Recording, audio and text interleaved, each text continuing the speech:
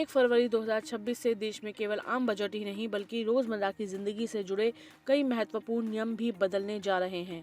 रविवार होने के बावजूद इस दिन वित्त मंत्री निर्मला सीतारमण बजट पेश करेंगी, जबकि बैंक बंद रहेंगे।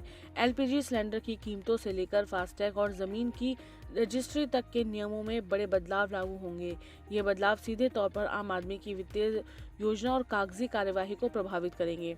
सरकार का उद्देश्य प्रक्रियाओं को और अधिक पारदर्शी और सुरक्षित बनाना है, विशेषकर प्रॉपर्टी लेन देन और डिजिटल वेरिफिकेशन के क्षेत्र में। महीने की शुरुआत के साथ ही एलपीजी सिलेंडर की कीमतों में बदलाव होता है।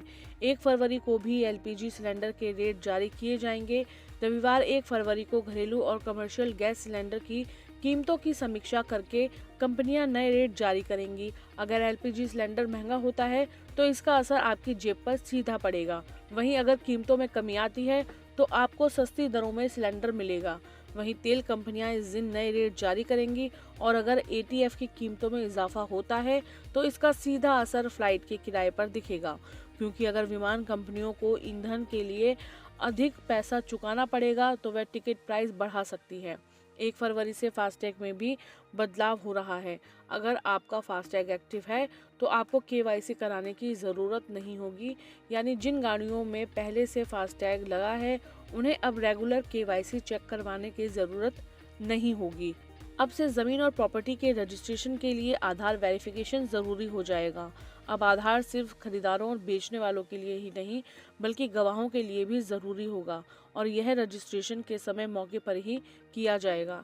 1 फरवरी से पान मसाला और तंबाकू उत्पाद पर नई जीएसटी दरें और नए सेस और तंबाकू उत्पादों पर एक्साइज ड्यूटी लगेंगी।